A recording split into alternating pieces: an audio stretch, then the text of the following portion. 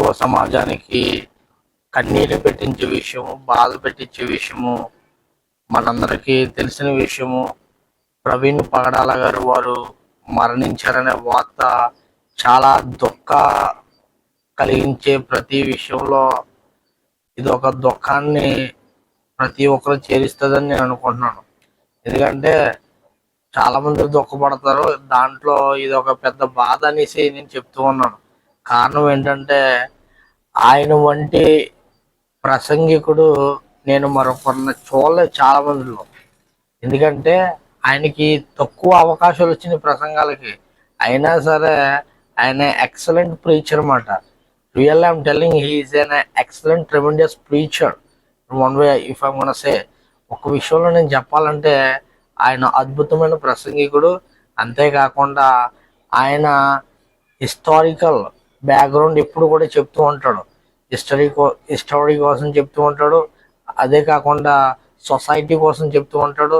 ఇంకా నేను విన్న వార్తలు ఏంటంటే చాలా మంది అనాథ పిల్లల్ని ఆయన చదివించాడంట. నిజంగా ఇటువంటి గొప్ప వ్యక్తిని మనం కోల్పోవడం చాలా బాధాకరమైన విషయం. కానీ ఈ యొక్క మరణము వెనకాల ఉన్న పరిస్థితి మనం చూస్తే అది చాలా అనుమానాస్పదంగా ఉందనేసి ప్రతి ఒక్కరు కూడా మాట్లాడుతూ ఉన్నారు. నేను కూడా అక్కడికి వెళ్ళలేదు, కానీ కొన్ని ఫుటేజెస్ నేను చూసేటప్పుడు నాకు కూడా అనుమానం వచ్చింది.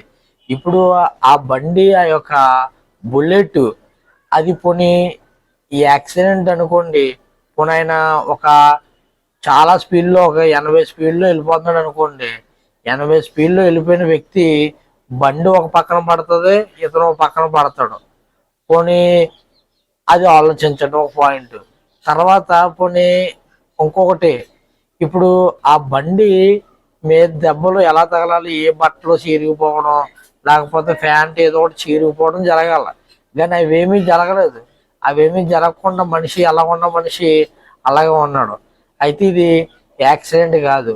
నేను ఇచ్చే జవాబు ఏంటంటే దయచేసి ఒకసారి అందరికీ నేను మనం చేస్తున్నాను, ఒకవేళ అక్కడికి వెళ్తున్న వారికి చెప్తూ ఉన్న విషయం ఏంటంటే దయచేసి అక్కడ పెట్రోల్ బంక్ దగ్గర ఉన్న ఫుటేజెస్ ఏమైనా అక్కడ కనిపిస్తే అది బాగుంటుందని నేను అనుకుంటున్నాను.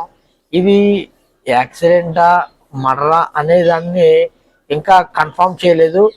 అయితే విషయం ఏంటంటే నా యొక్క ఆలోచన అనేక మందికి కూడా అనుమానంగా ఉన్నది. ఈ యొక్క మరణము నాకు కూడా అనుమానంగా ఉంది. ఇక్కడ మనం చూస్తే ఇది వెనకాతలు ఏదో చిన్నది గుద్దినట్టు అనిపించింది బండికి ఆ ఫోటోలో చూస్తూ ఉంటే. తర్వాత ఎదరు డూమ్ లైట్, ఖచ్చితంగా ఎదరికి వెళ్ళేటప్పుడు డూమ్ లైట్లో ఏదోటి అవుతుంది, అది కామనే. ఇప్పుడు ఆ వ్యక్తిని మనం చూస్తే కామన్గా ఉన్నాడు, అక్కడ ఏదో ఘాటు కింద మొహం మీద కట్ అయినట్టు కనిపించింది. అసలు అలా కట్ అవడం ఏంటి, నాకేమో అది కొద్దిగా అనుమానాస్పదంగా ఉంది. అంతేకాకుండా నా విషయాన్ని మీకు షేర్ చేయాల్సింది ఏంటంటే ఇప్పుడు అది పోనీ 1000 అడుగుల లోయ అని చూస్తే కాదు, పోనీ 100 అడుగుల లోయ అని చూస్తే కాదు, అది రోడ్డు పక్కన పడిపోయినట్టు ఉంది. అది ఇంతకే అక్కడ మీరు గమనించారో లేదో నాకు తెలియదు, కానీ నేనైతే గమనించాను. అది రోడ్డు పక్కన పడిపోయినట్టు ఉంది. అది పోనీ ఏమైనా పెద్ద లోయలో పడిపోయి చచ్చిపోయారా బాబు, బుర్ర తగిలేసింది, దెబ్బ తగిలేసింది, చచ్చిపోయారు అనుకోవచ్చు. ఇంకో విషయం చెప్తూ ఉన్నది ఏంటంటే హెల్మెట్ ఉండగానే వెనకాల దెబ్బ తగిలిందంట. ఇది నిజంగా అనుమానం తెచ్చే విషయం, నిజంగా అనుమానం తెచ్చే విషయం. ఎందుకంటే హెల్మెట్ ఉంటే పోనీ ఎద తగిలిందంటే పోనీ అనుకోవచ్చు, వెనకాల కూడా దెబ్బ తగిలిందంటే అది చూడండి. మళ్ళీ బండికి ఎక్కడ కూడా ఏది స్క్రాచెస్ ఏం పడలేదు, అదేమి అసలు డ్యామేజ్ అవ్వలేదు. పోనీ ఈయన స్పీడ్ స్లోగా వెళ్ళాడు అని అలా చెప్తే, స్లోగా వెళ్ళిన బండి గట్టిగా అయితే ఏ కాలో చెయ్యో ఇరిగిపోతుంది. గట్టిగా అయితే కాలో చెయ్యి ఇరుగుతుంది, ఎందుకంటే బండి దాని మీద పడిపోయింది కాబట్టి. అతని మీద పడిపోయిందేమో అనుకుని చూసినా కాలో చెయ్యి ఇరుగుతుంది, ప్రాణం ఎందుకు పోతుందండి? ఇదంతా క్రైస్తవ సమాజం ఆలోచించాల్సిన విషయం. నేను చెప్పేది ఏంటంటే ప్రతి క్రైస్తవుడు కూడా దయచేసి ఇప్పుడైనా అందరూ కలిసికట్టుగా రండి. అంతేగాని మన క్రైస్తత్వంలో ఉన్న స్వార్థం ఏంటో చెప్పడం మొట్టమొదటి విషయం. ఇప్పుడు ఒక చర్చోడికి 100 కోట్లు ఉందనుకోండి, వాడు పేద చర్చోడికి ఒక ₹1,00,000 ఇవ్వడానికి కూడా ఇష్టపడ్డాడు. అంటే ఎంత దారుణం అంటే అంత దారుణం. స్వార్థము ఎక్కడెక్కడో లేదండి, క్రైస్తత్వంలోనే ఉంది స్వార్థం. అందుకనే క్రిస్టియానిటీ అనేది పెరగట్లేదు. Christianity is not growing. వీళ్ళు అనుకుంటున్నారు ఏదో వాక్యాలు చెప్పేస్తున్నారు, ప్రసంగికులు అనుకుంటున్నారు. కాదు, అనేక మందికి, పేద సేవకులకి, లేని వాళ్ళకి మన దానికి ఉంటే కొద్దిగానే ఇవ్వాలి.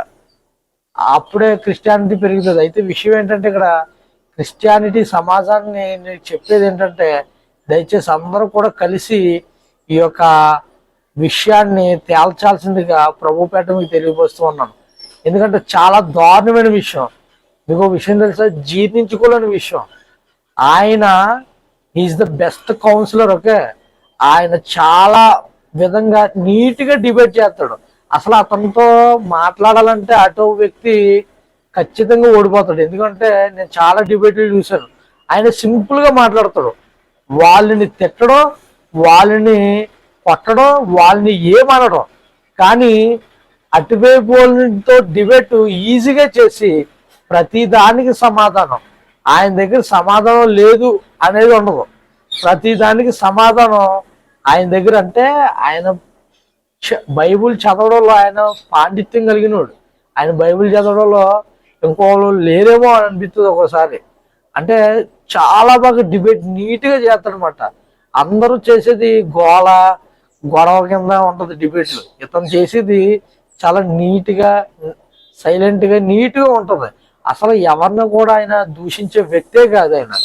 అలాంటి వ్యక్తికి ఎలా జరిగిందంటే, క్రైస్తవ సమాజం ఇప్పుడైనా మేల్కొని ప్రతి ఒక్కరు కూడా ముందడుగేయాల్సిందిగా ప్రభుపేట కోరుతూ ఉన్నాను.